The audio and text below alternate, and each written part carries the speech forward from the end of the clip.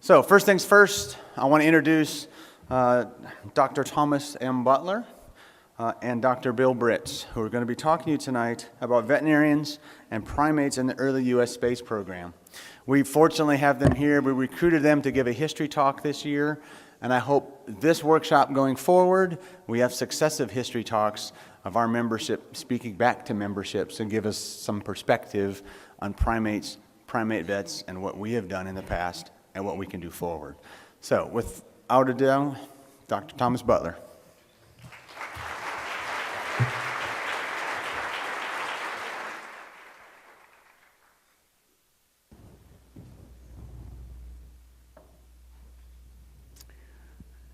About 9 years ago, I guess when we did this the first time, I swore at that time I would never give a talk again.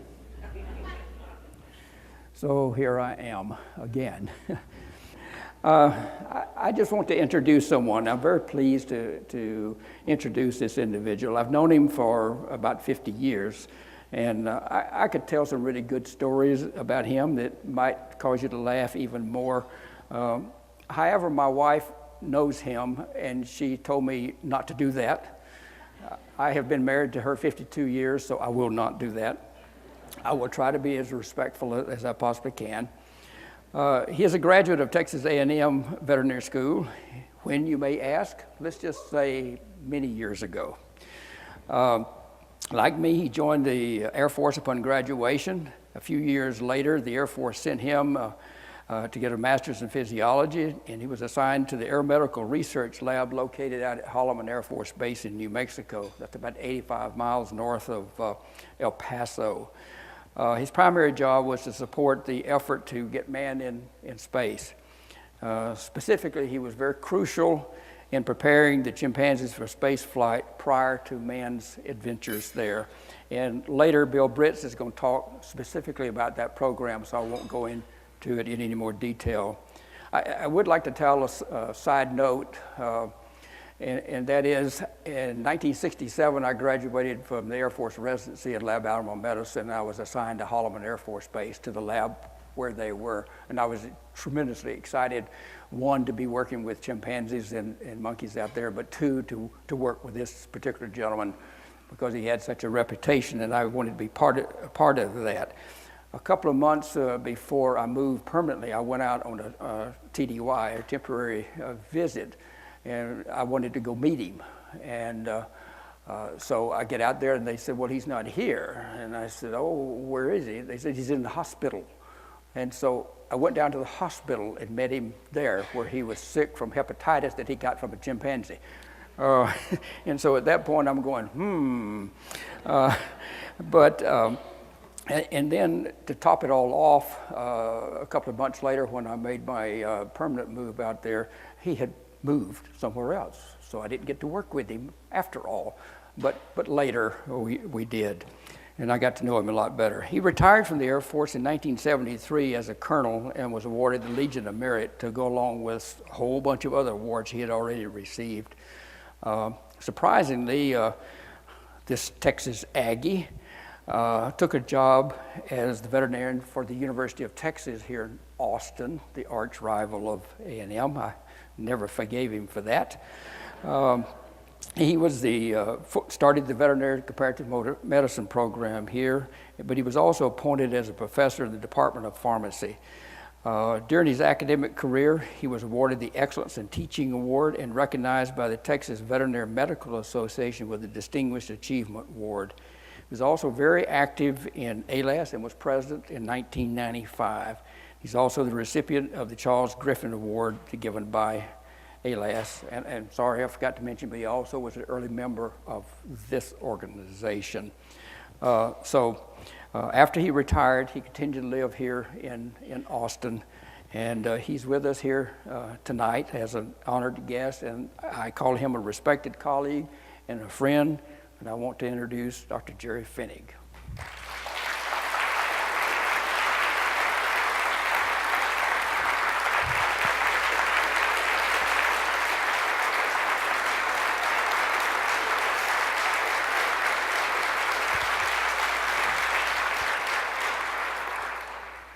And And while I'm at it, I'm going to introduce his daughter who has escorted him, Kathy. She's sitting here.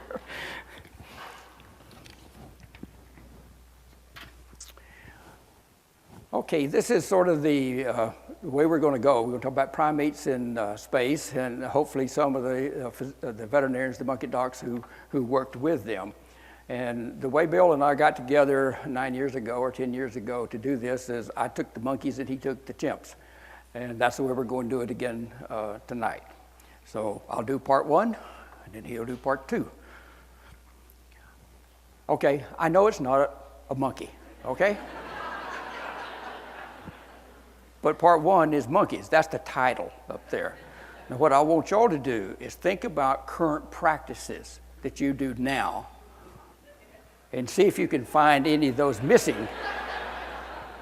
But that picture was taken 50 years ago. First I want to define what space is. It's easy. Space, oh yeah, yes, it's up there. But space is technically at 62 miles and above, and all the ones I mentioned may not necessarily have made it to 62 miles, but they were in the space program, so they're space monkeys in the strict sense. Also, more monkeys were trained than actually were launched, as you could well imagine. And so I'm only going to address, not all of them, but I'm going to address the monkeys that were launched. And here's sort of an overview of the ones that went into space, the numbers that went up with the nations that sent them up and the species. Some people may argue with me about my number of 36, but it's my number, it's my talk, and so that's what it is. So tonight, as I said, I'm not going to talk about every monkey that launched, only those that had some significance or at least were publicly known about. I also want to mention some of the veterinarians that worked with these. And a lot of the information I got was from a book called Animals in Space by Burgess and Dunn.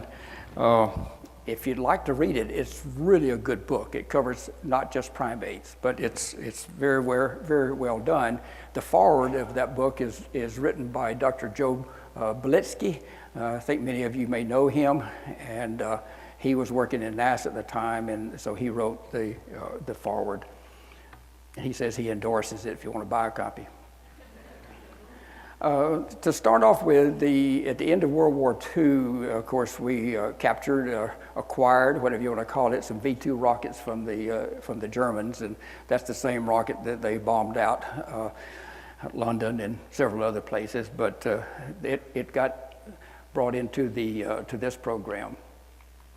But of course, instead of explosives on it, TNT or whatever it was they used, they had to modify it just a little bit to put an animal in it, in the nose capsule, and to come up with restraint. There's also the oxygen and the CO2 scrubbing, monitoring equipment, and all of that sort of good stuff. The first project that had to do with monkeys was called Project Albert, and the launches were made for this project at White Sands Missile Range out in southern New Mexico. It's sort of west of Holloman Air Force Base and north of El Paso. A physician by the name of David Simons was sort of put in charge of the program. And he actually was at the laboratory at Wright-Patterson Air Force Base up in Ohio, close to Dayton, Ohio. And he chose the rhesus monkey because he said it was available, it was hardy, smart, and sized. But I loved his other comment. Although easy to train and keep in captivity, they were far from friendly. And one other story he told that I think you might appreciate is he had 2 or 3 of the monkeys down in Tampa, Florida. I can't remember exactly why they were down there, but one of them got out, left the base, went into the neighboring area. A week later, the police contacted him as they thought maybe they had found a belonging of his. He went over. The monkey had gone into a home and was rummaging around for food. The wife came in, scared the monkey. The monkey started breaking teacups and all kinds of things, and they finally captured him and took him back to the base. Naturally, the woman sued for all kinds of reasons, but Dr. Simon said from then on he learned he needed to put a padlock on the cage. The first launch was Albert 1, very creative, Albert 1. That animal was sedated. It didn't make it into space, 37 miles up, no recordings, parachute failed, animal died on impact. Not a good start. This was Albert 1. Please note the sophisticated restraint system. This animal is sedated, it's not dead. Albert 2 went up a little while later, chute failed again. However, that one was first in space, made it to 85 miles up. And they were doing some basic monitoring at that time, and so they know the animal was alive until impact. Albert 3, explosion. Albert 4, chute failed again. Albert 5, chute failed again. You get the kind of how it's going here? Finally, with Albert 6, that animal was recovered alive, except that they didn't have a locator beacon on it, so by the time it got it, it had died from heat stroke. This is Albert 5. I'm getting a little bit better with the restraint system.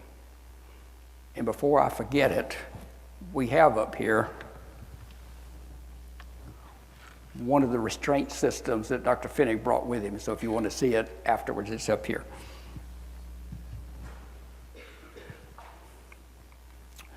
Okay, I titled this with the monkey docs charge in.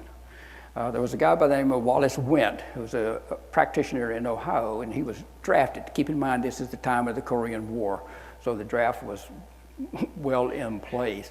And he was assigned to the Wright lab up at Wright-Patterson Air Force Base in Ohio also. And he did come out to Holloman, though, and assisted in the launch of 2 Sinos, and they both were recovered alive. And what I like to say is they recovered them alive because they finally brought in the veterinarians, the monkey docs, to take care of them. Now, I think I'm smart enough to know the engineers probably had something to do with that, you know. And just as a side note, he designed the first chimp facility at Holloman. And those chimpanzees, you'll catch the Austin connection here. Those chimpanzees came from the Balcones lab here. At that time was located in Austin under the University of Texas. The Air Force had a contract to operate that. So there were Air Force people there taking care of the animals, but it was run under the University of Texas. And again, what I thought was funny, the 3 veterinarians listed there were all Texas Aggies. So here they were at University of Texas again. Dr. Young is still alive. He lives in San Antonio, Texas. Dr. Boyd lives in Tampa, Florida. They switched over from the V2 to the Araby, and they sent up 2 Sinos, Michael and Patricia, recovered both alive, and then they sent them to the zoo in Washington, D.C. for display. Some of the other monkey docs at that time was a fellow by the name of Johnny Reeves, also a Texas Aggie, who got a PhD in physiology, and he was sent to Wright-Patterson. And then a fellow by the name of Clint Hughes, I believe from Colorado, was also drafted and assigned directly to Holloman Air Force Base full-time. And he was the first full-time vet there. And as a side note, in the past few years, I've been trying to search around to who the original veterinarians were, the first veterinarians at various primate centers and things like that. And then that made me wonder, well, who is the first veterinarian that ever worked full-time with monkeys? I think it was Dr. Hughes, the best I can figure. I can't find anybody else prior to that. As a side note, he did discover TB, the chimpanzees and the monkeys there that had come from the University of Texas here. The building they had was made out of wood, so they just burned it to the ground. That's pretty good disinfectant, I would venture to say. And then they repopulated from pets and zoos and other places. And this is Michael with Dr. Reeves. He also retired to Austin. I don't know what this deal is with this connection with A&M in Austin.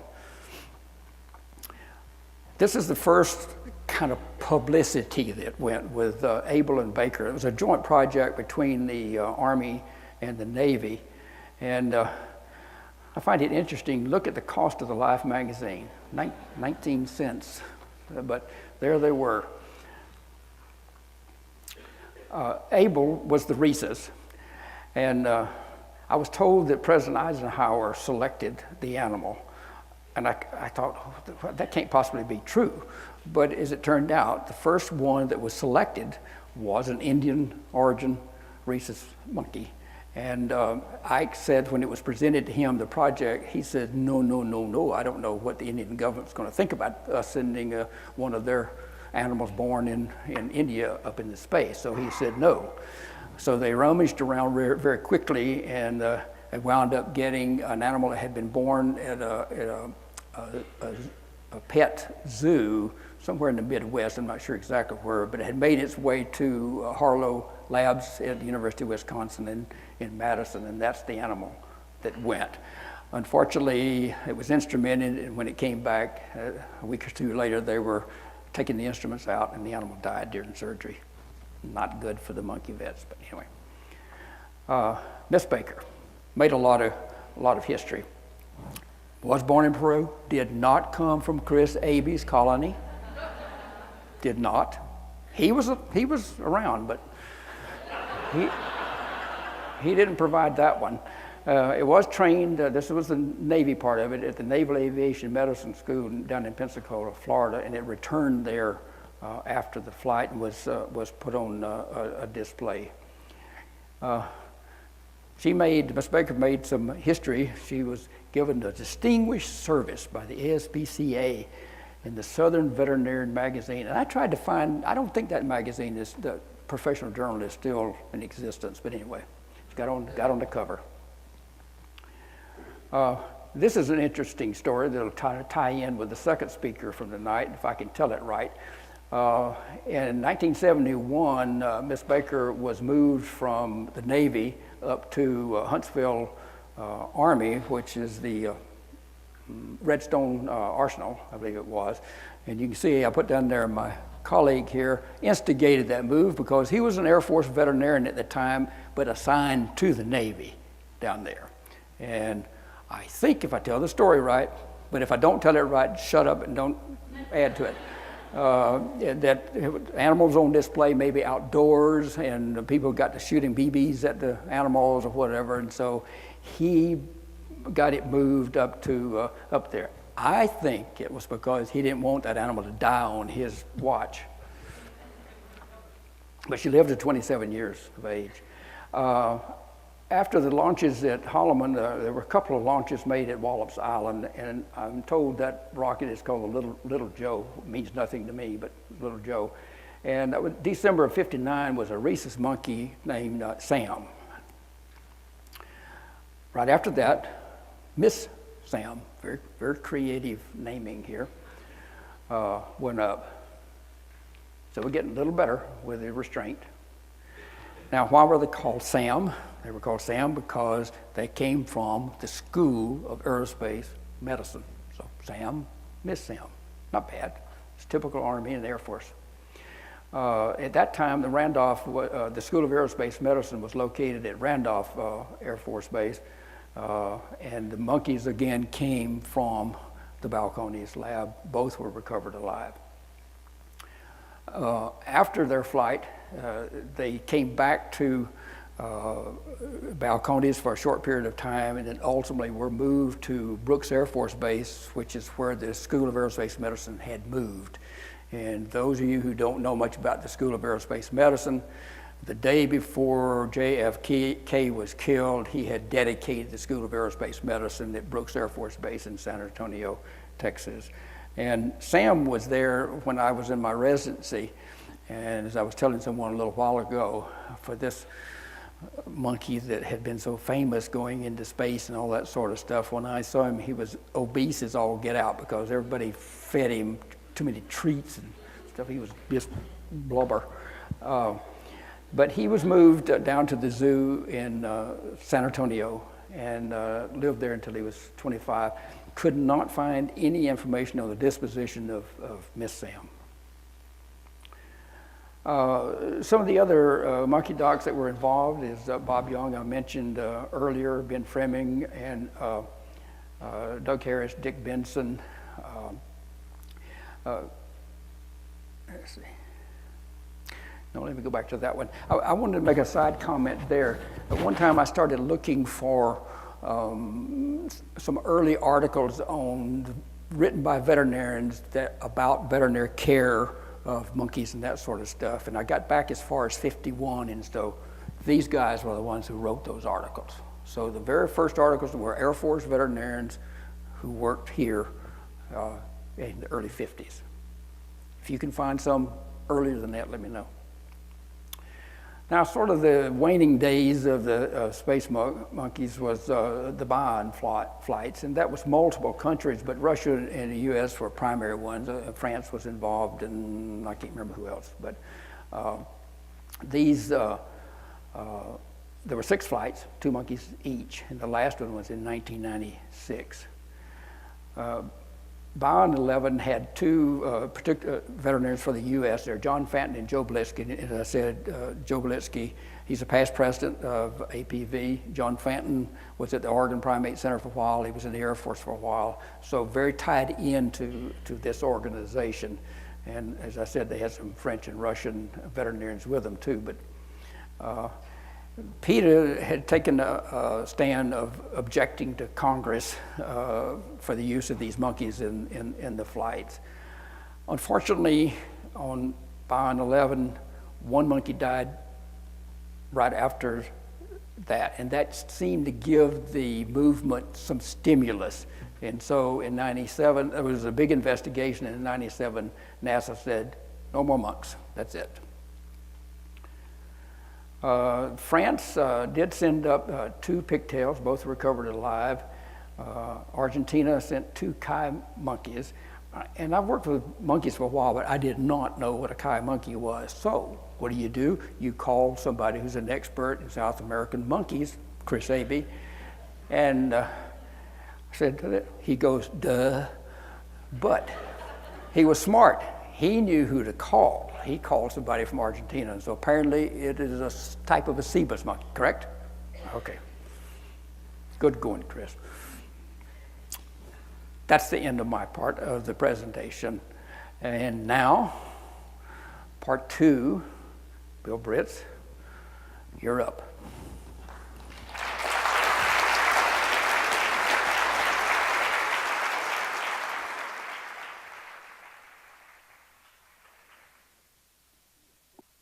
Overview of what I'm going to talk about tonight. First thing I want you to know is things were different 56 years ago. In fact, if you heard Dr. Taylor Bennett's lecture this afternoon, consider yourself lucky because you wouldn't have heard it back in 1961. We only had about 2 regulations. The other thing we'd talk about are the unknowns. And I'll get into those individually. We're going to talk about the Sputniks that started the space race, and talk about mainly Project Mercury, which was the NASA Man in Space program. And we'll talk about the USAF support to the Project Mercury. The objectives were to orbit a manned spacecraft around the Earth, investigate man's ability to survive, function, and return safely. Recover both man and aircraft or spacecraft safely. Like I said, things were different. We had few government regulations. Animal rights activists, I can't remember. In fact, Jerry and I were talking just a minute ago. I vaguely remember maybe 1 protest at the front gate of Holloman Air Force Base, and they didn't get anywhere getting in. And also there was a lot more patriotic support. And just to be honest with you, the last administration shut down our space program, and we lost a lot of enthusiasm, I can tell you. As far as the unknowns are concerned, we had high G-forces that we had to contend with, both on launch, recovery, and talk about impact and Holloman was selected as the place to support the manned in space program because they had an existing chimpanzee colony. The one that Tom talked about is the one that Simons and John Paul Stapp used for their studies. Colonel Stapp was a physician and a researcher and really dedicated to it. And in fact, we had 3 tracks there at Holloman that went along with it. The long track, which John Paul Stapp became the fastest man on Earth when he rode that thing at over 600 miles an hour, open wind blast. And there are pictures of his face that are unimaginable. We had weightlessness we had to deal with. Nobody really experienced, except if you were on a country road in a Rocket 88 going over the hills. Every once in a while, you could go into weightlessness. Radiation exposures. A lot of the early studies that Tom talked about on the V2 rocket, they were looking at radiation, what kind of radiation, and how to take care of it. There are also environmental conditions. How do you keep a man alive up there in a weightless environment and control the fluids and waste materials, and how do you feed them while they're there? Had a good friend, Malcolm Smith, was a veterinarian that came in the Air Force with me at Gunner. He was assigned to Holloman as the base veterinarian, and he was always asking me, how do I get into that program? How do I get there? Well, he got out of the Air Force after 2 years and went to work for NASA, and he was one of the people that was developing foodstuffs for the astronauts, put it in a tube so they could squeeze it into their mouth and that sort of thing. He worked on developing drinks, and they got Tang started as a product. So, and the environmental conditions included oxygen and what they had to do to survive in that weightless condition. Another thing that didn't impress me much to start with was the junk in space. My son Bill was the flight dynamics officer for the shuttle program when it was going on. And he explained that you take a paint fleck going at 21,000 miles in that direction, and a shuttle coming this way at 21,000 miles, the paint fleck will go right through the shuttle. So, and nowadays there are many, many, many pieces of junk in space because everybody that put something up left something there. The thing that started this whole thing off was Sputnik 1. Would you play that for me? Well, I can play it here, can't I?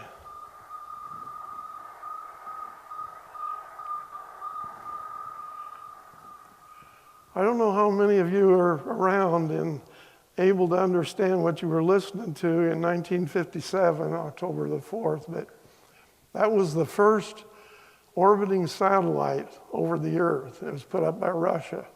I can remember, I was in veterinary school at the time, and I can remember listening to the radio. We didn't have TVs then either, did we? Yeah, we had them. But anyhow, I can remember hearing that sound, and everybody's trying to figure out what the hell do they put up there? What have they got in it? Nobody knew. But it sure brought up a lot of questions about our safety.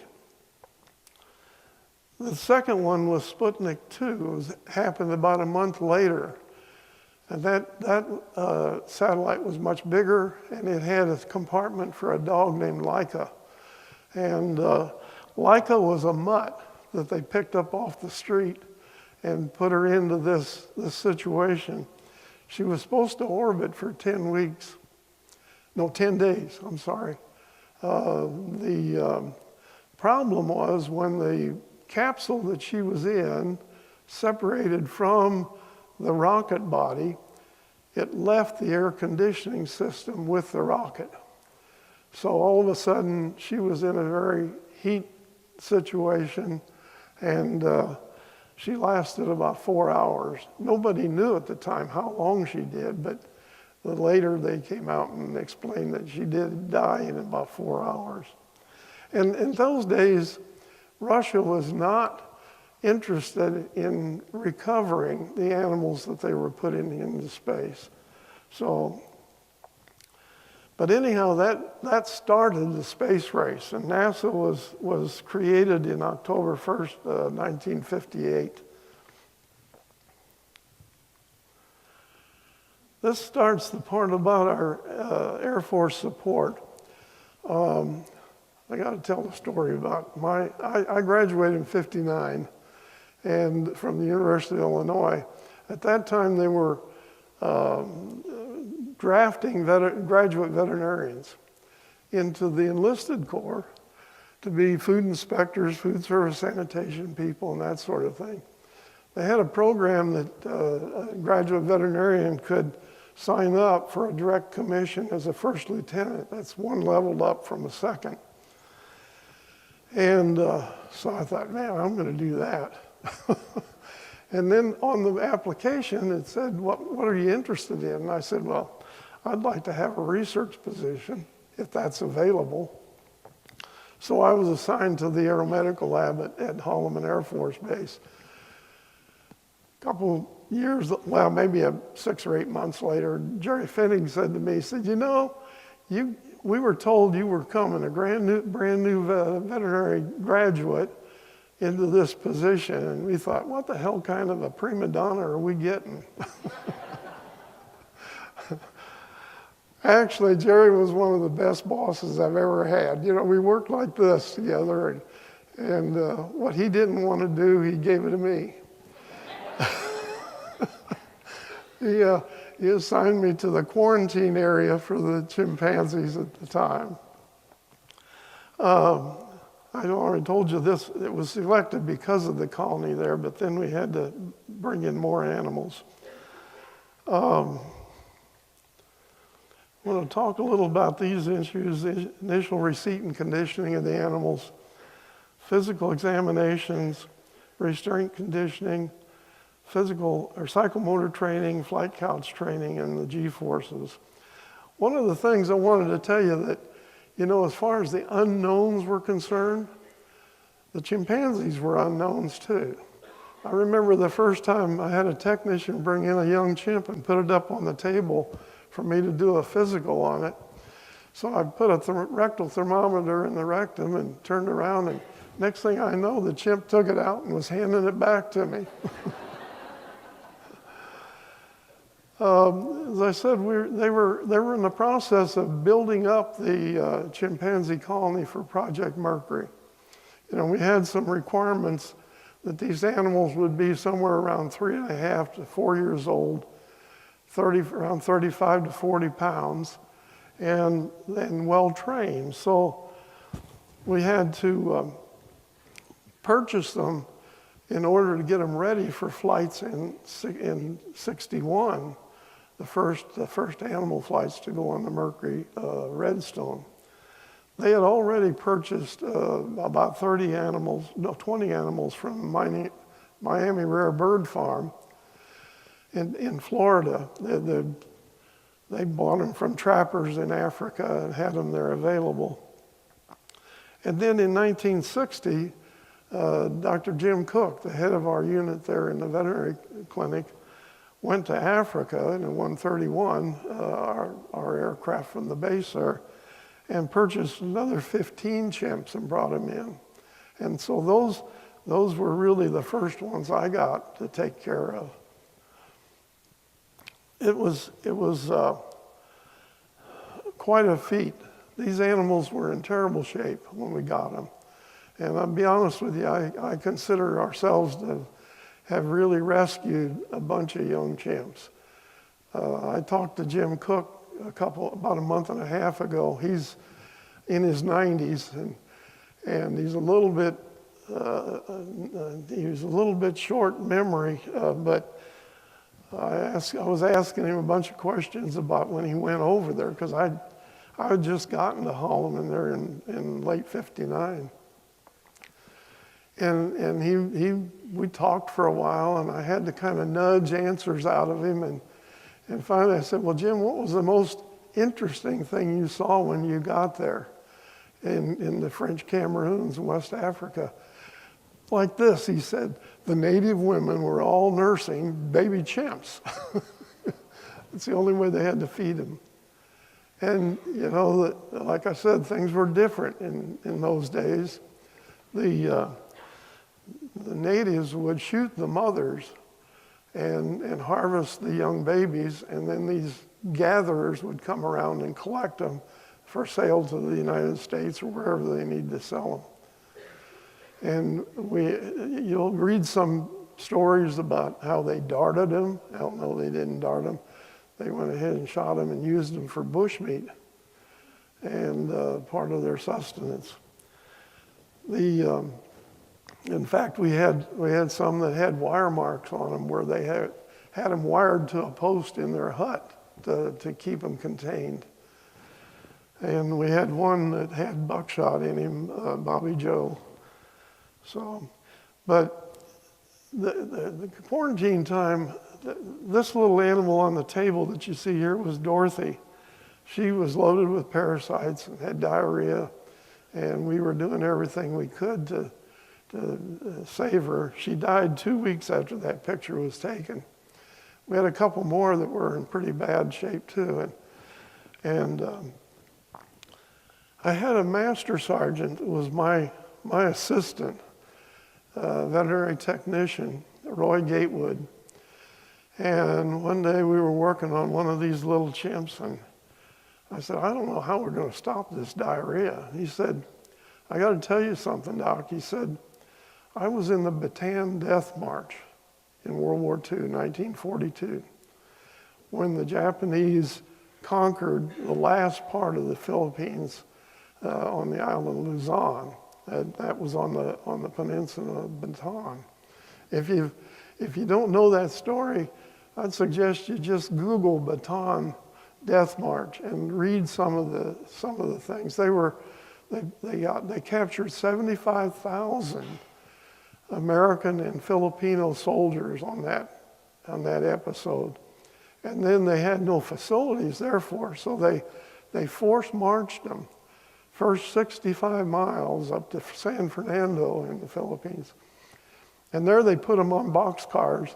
They said crammed them in and took them within 25 miles of Camp O'Donnell, which was set up to be a prisoner of war camp. It was an old Philippine base. It was set up to handle 10,000 prisoners of war. Well, I think they lost nearly half of the people on that Bataan Death March before they got there. But at the same time, Gatewood said, you know, I had diarrhea so bad I just couldn't control it.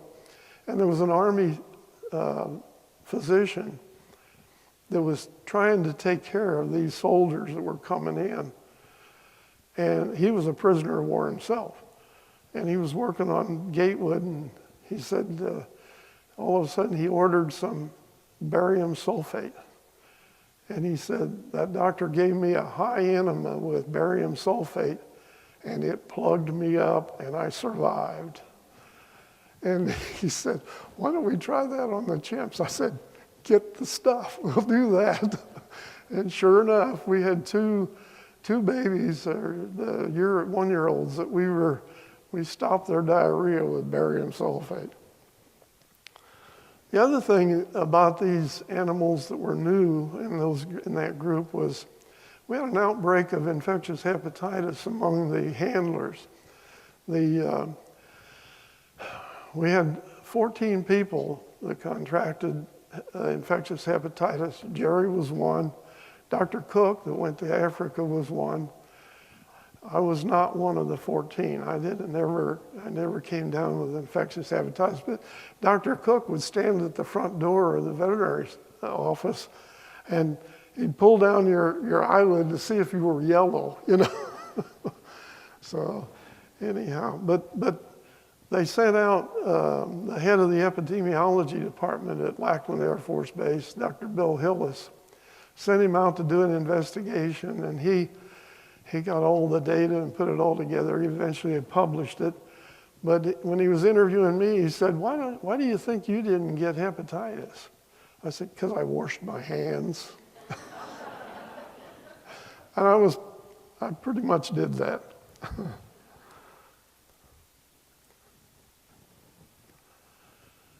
On the physical exams, before I start here, how many Ohio State University graduates do we have in here? How many? Just 1, 2, 3, 4? You recognize this guy?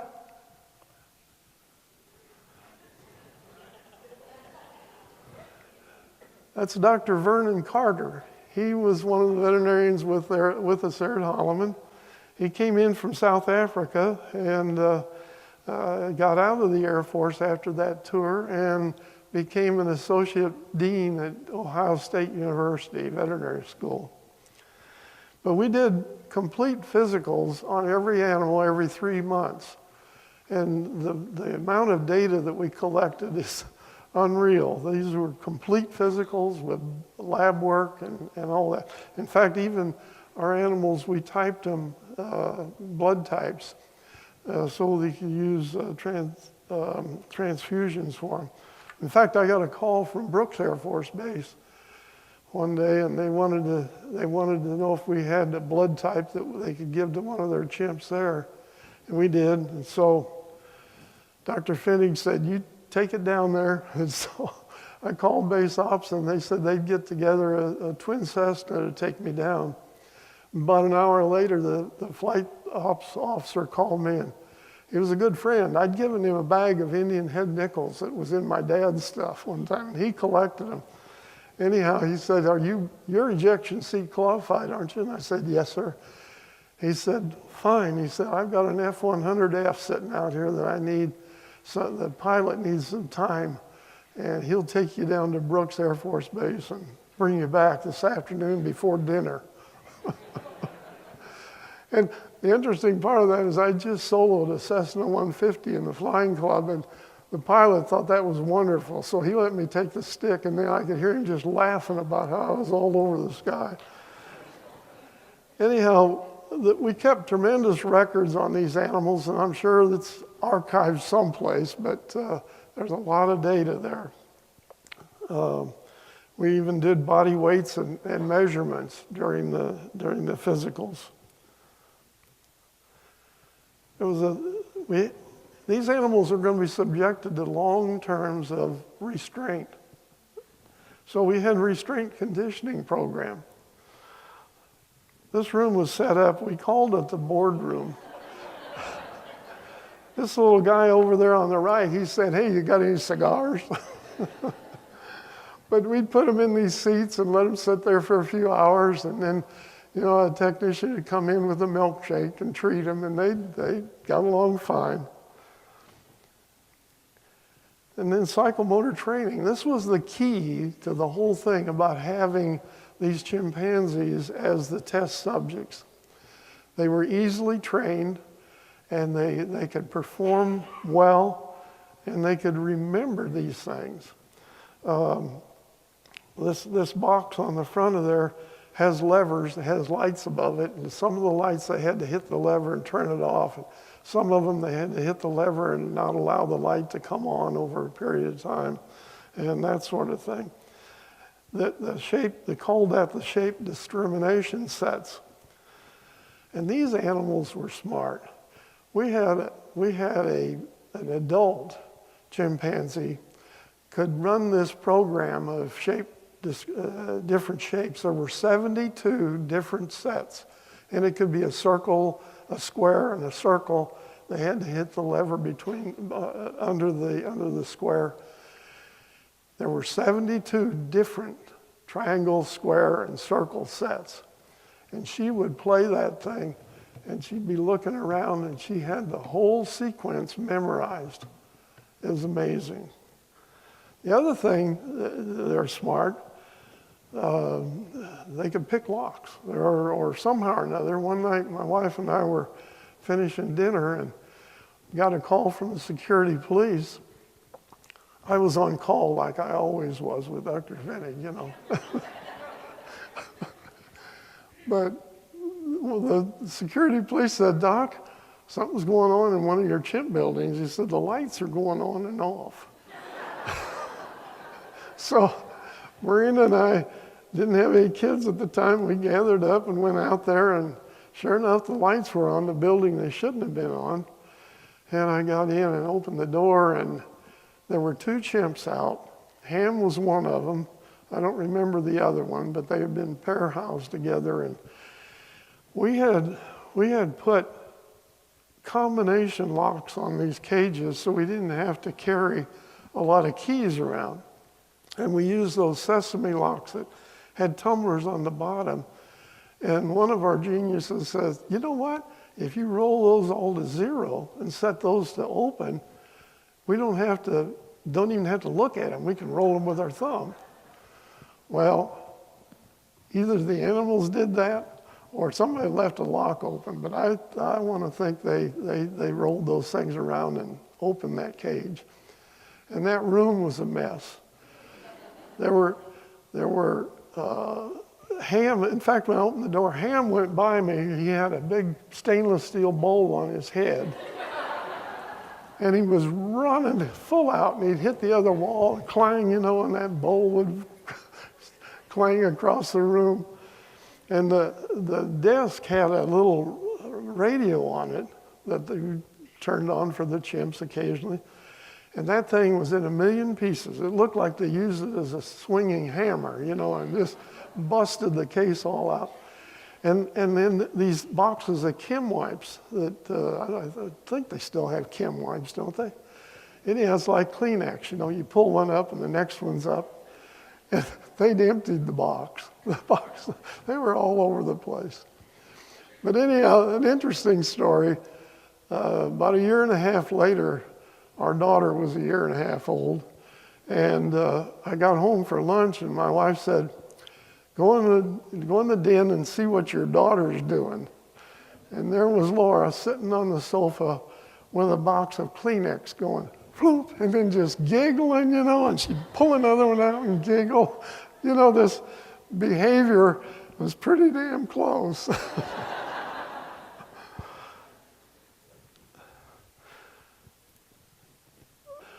Operant conditioning. This was where we were training them to repeat these tasks over and over and over again and get a recording of what their performance was in the way of correct responses and negative responses.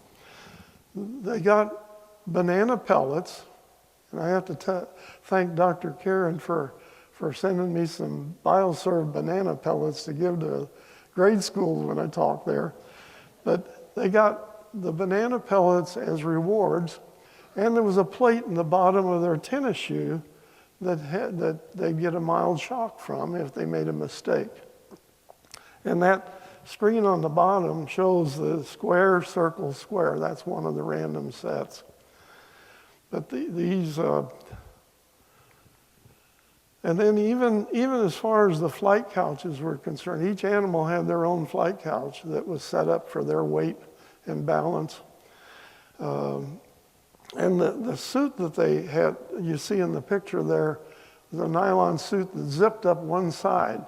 The only time I ever got close to being bitten by a chimpanzee was we were at the Cape and I was zipping up Roscoe's suit and I pinched him. And he grabbed my hand and told me not to do that anymore. But that suit actually laced into the flight couch so that was the restraint system. After the first one or two we worked with, we found out that we had to also, underneath the instrument panel in front of them, we had to put a barrier there because one of them reached in and painted the inside of the capsule with feces. So we put another stopper in there. This is the suit. This is the couch closed. That's Ham in the couch. That's serial number 5, which is now in the Smithsonian, along with my logbook with my notes in it for the launch, and I think his suit is there too. Some of the G-forces that we subjected the animals to, not only to see if they survive in some cases, but to see if they could operate under the G-forces. This one, the one on the left, is from the Daisy track. That was about a 60-foot track, dual track, that was pushed with an air piston all the way down the track, and then it ran into a block that had a diaphragm in it, had a probe that went into the diaphragm, and then there were orifices set up, and they filled it with water, and when that probe went in, they could adjust the G-force of that impact with the size of the water ports that let the water out. The project officer, Lack Beating, God rest him, he tried to take every test himself to start with. And that day he got on the sled, somebody forgot to put water in the brake, and he was slammed into that brake at 83 Gs. And it knocked him out, and he spent a couple days in the hospital, but he survived it. The other kind of G-forces we submitted them to was the centrifuge, which was extended periods that you could put them in different attitudes on the centrifuge and then spin them up and let them experience that. The 0G, the aircraft came out from Wright-Patterson Air Force Base called the Vomit Comet. And we flew all these chimps on the Vomit Comet. I remember one flight where we did 16 parabolas. You'd be flying at altitude, they'd dive that thing. This is a twin-engine aircraft, Convair. And they pull up, and you pull 2.5 Gs into your seat. And they come up and go over the top of the parabola, and you got 15 seconds of weightlessness. And then back down the other side, pull up, another 2.5 Gs, climb up and do the same thing over again. The chimps, we took them up. That happens to be yours truly in that picture. I mean, we took them up and let them experience 0G. We all had a little white bag that we kept close by because it caused air sickness pretty much. And there was one photographer, I'll never forget, he'd take a picture and then barf. Take a picture and barf. But I never saw a chimpanzee vomit. Did you, Jerry? So, that in the, who what? Oh yeah, in the back of the airplane it was padded, and if you weren't busy with something, you could go back there and hang on to the tether and turn somersaults and all that during that 15-second period, and then you settle back down on the floor and get yourself up. Interestingly, this flight, this plane was piloted by Ed White. Ed White became one of the astronauts and also was one of those three, Ed White and Gus Grissom and Vince Chafee, that died in the Apollo fire on the pad. And interesting, I got Ed's signature there. This was Sergeant Pierce coming off the plane. I'm surprised. I thought that picture had his little white bag in one hand, but he must be hiding it someplace. One of our efforts at Holloman was to train the Veterinarians, Army and Air Force, who were selected to go out on the recovery ships. We had 17 veterinarians that we had in, and 33 technicians. They came in for 2-week periods, and I think there were 4 groups that came in. Jerry was in the hospital with hepatitis. Jim Cook was in the hospital with hepatitis. And it pretty much left to the quarantine veterinarian to train these people. And some of them were characters. I'll tell you about one of them here in a little bit. And these were the people that were going to go out on the ships and do the recovery, get the animal ready to return. Some of them were, for the longer orbital flights, they were located on land sites close to the ocean, but most of them were on ships. This was an interesting one. This is the rocket that Ham was going to fly on. This is the Mercury Redstone 1. Ham flew Mercury Redstone 2. The flight. I just happened to be at the Cape doing one of the workups that we did for before the flight, and I was in a position where I could see the launch and I could hear the countdown on a headset. They had a system you could walk up to a telephone pole and plug in and hear the countdown in the early days on the Cape. This is not the exact picture of it, but what happened was I was listening to the countdown and they said fire, and all of a sudden something went through the cloud. And I said, what the hell was that? And I looked back and the escape tower and the capsule, the escape tower was gone, not the capsule. That top part of that red part were the rockets that would pull the Mercury capsule off the rocket if there was a problem, an emergency, and they'd take it out to sea and it'd go down with a parachute and they could recover the astronaut. But in this case, the rocket engine fired and then almost immediately shut down. But it was enough to raise it 4 inches off the pad. And when that thing set back down, it was like it had gone through a flight. So all of a sudden, out of the top of this thing comes a parachute. And it's kind of blowing around this thing. And we called it panic time. I could hear engineers saying, what to do? What do we do here now? I don't think they had a plan for that one. But one guy wanted to shoot holes in the tank.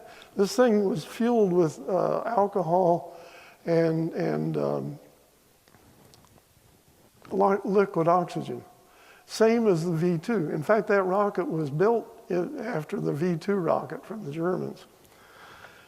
But after about 30 minutes, they were trying to decide what they should do. One engineer said, when you don't know what to do, do nothing.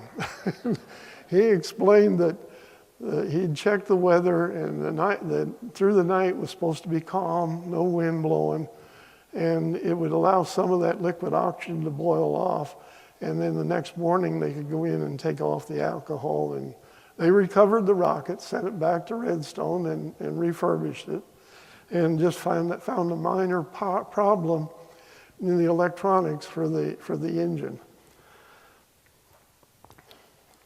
But it was spectacular, I'll tell you. This is the Mercury Redstone 2 that Ham flew on. They've pulled the gantry away. That's the gantry in the background there. And then there's a cherry picker. The cherry picker was there that if they had a situation where they had to get an astronaut out fairly quickly, they could put the cherry picker up against the hatch and pull him out, and they didn't have to run the gantry up against it, because that takes a while to move all that stuff. And they could get the chimp out if they had to the same way. This was January 31st, 1961, about 11:45. I was the mission launch veterinarian, and I was in that blockhouse that you see there on the left, and I had the screens with their respiration and body temperature and all that. And we started working that night a little after midnight, getting the animal ready, giving it some light food and we had 9 animals that we were working with. And we had 2 that we selected for this flight. That was Ham and Minnie. Minnie was the only female that we had. And so I'm sitting there, you know, it got around to 10 o'clock and they still hadn't launched. They were supposed to launch by 9.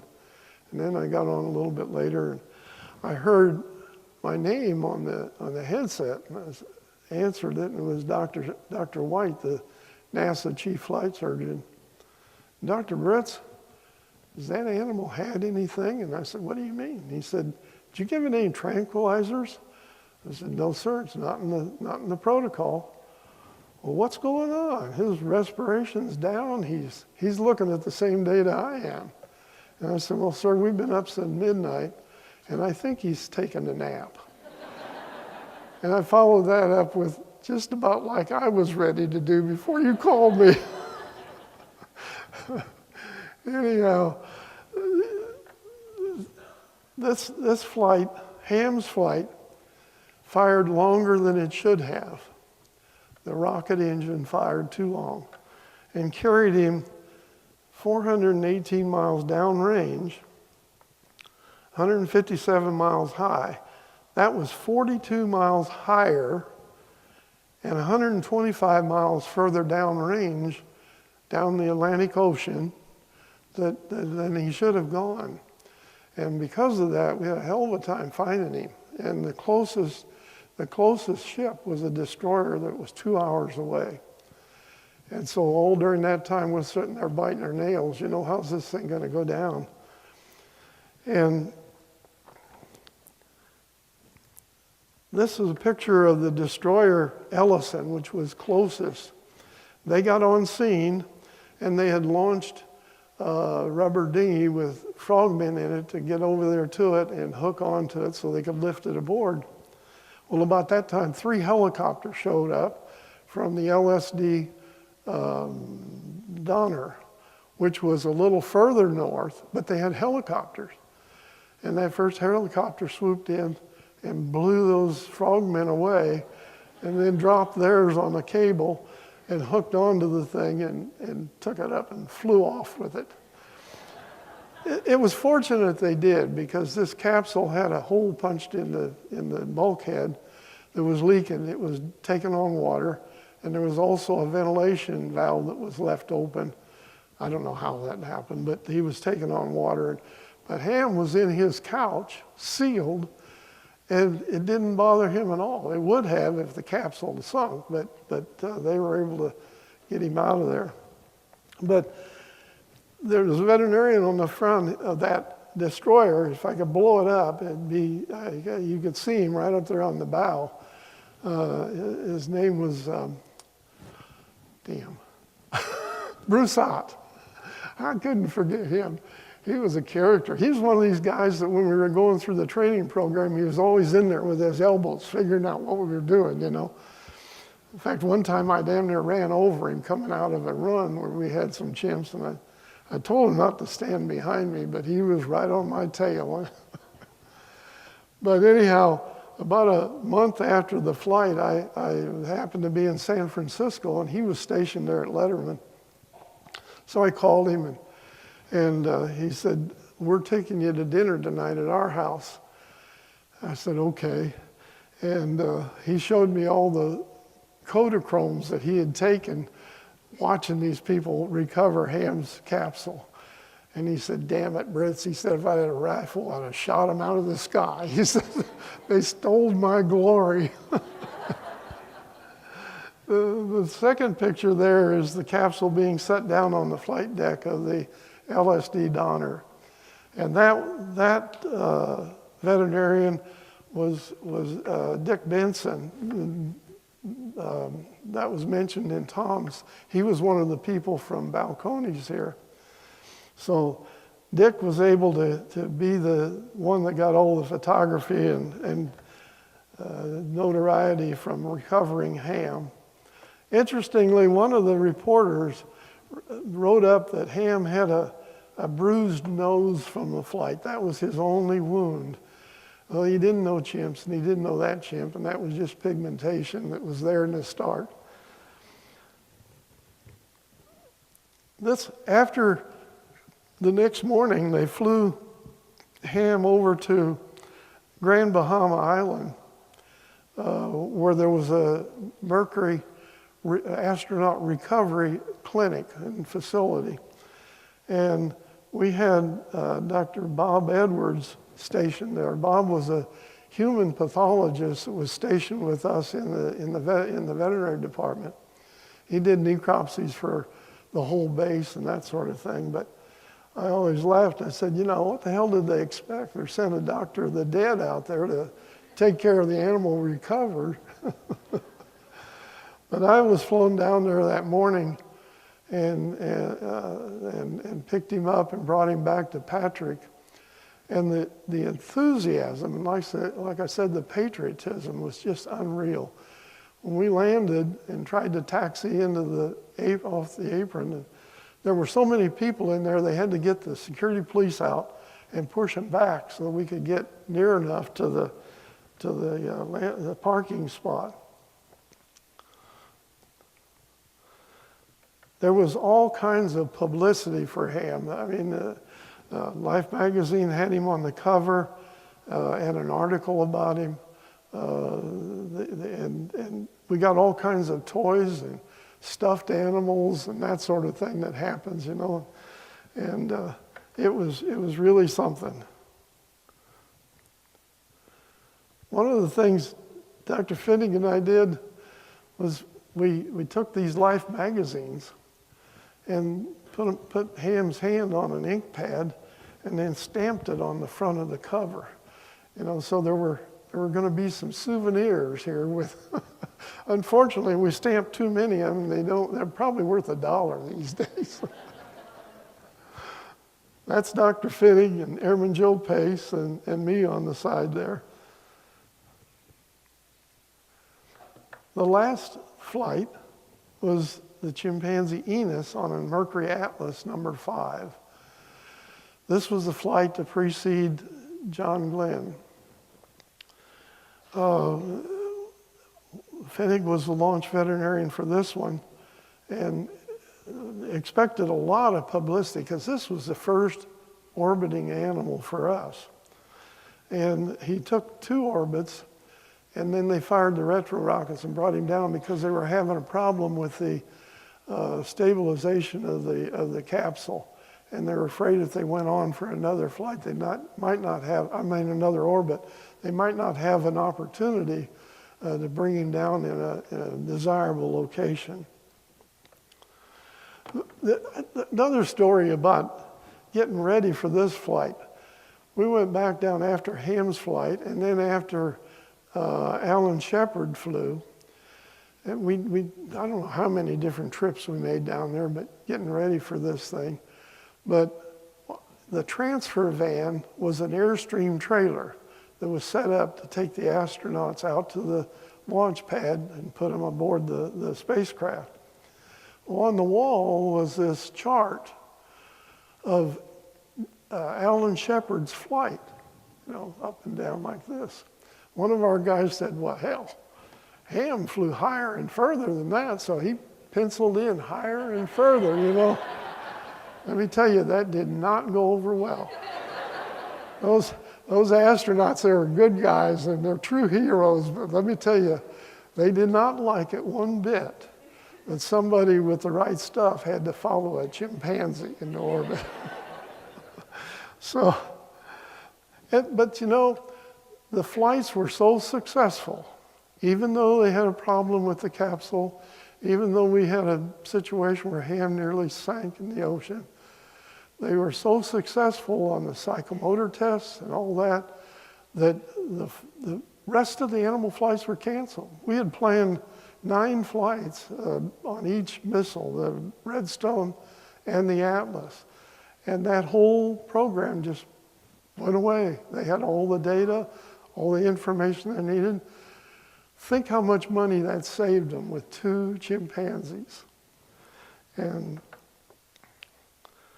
I want to remind you that back in May 25th of '61, President John Kennedy made a proclamation. Now this is after Ham and after Alan Shepard.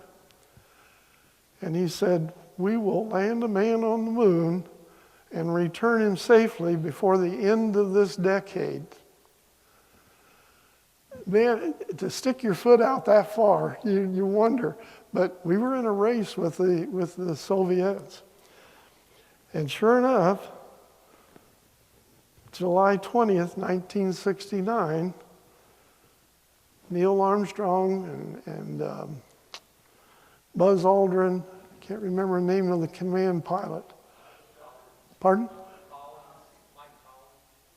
Sullivan? Okay. But they actually orbited the moon and then let down the lander. And this is a picture of Armstrong and Aldrin on the moon. And you remember Armstrong making those famous words about one small step for man, one giant leap for mankind. Boy, those are words that just burn into you. This is one of the cartoons that came out shortly after Enos's flight. We're a little behind the Russians and a little ahead of the Americans. You know, I really thought that was a good one. Another thing, if you have time and want to look at some reading, this book, Packing for Mars, was written by Mary Roach.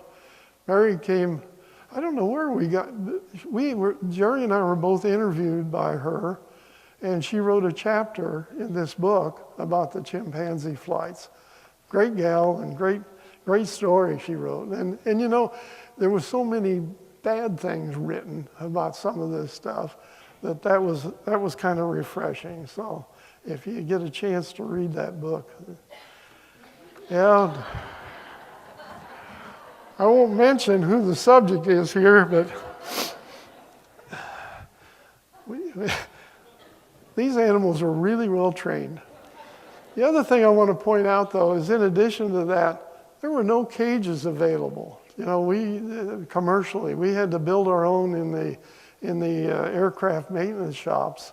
And so that thing is made with threaded rods and big bolts on them and rivets. Everything was riveted. And it wasn't until about the end of this thing that they started using aluminum welding, shielded welding on aluminum. There was a veterinarian in College Station, Texas, that was building rabbit cages that had that kind of construction.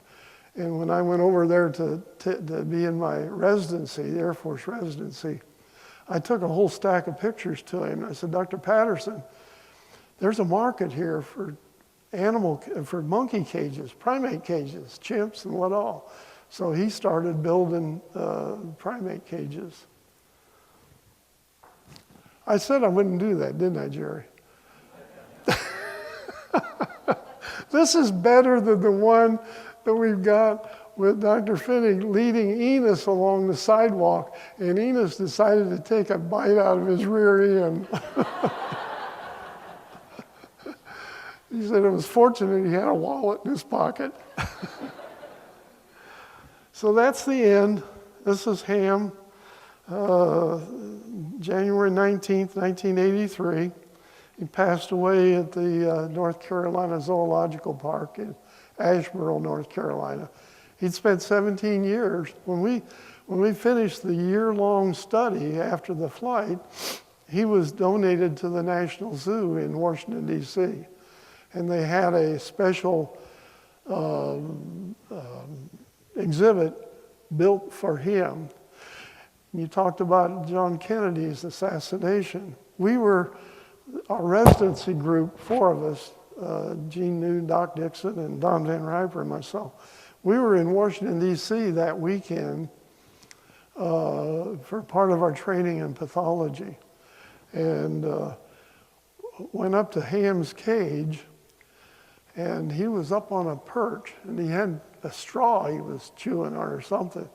And he took a double take, and he saw me standing in front of the cage, and he came down, and he was jumping up and down. You know, these guys remember. So I think that's about my total talk. So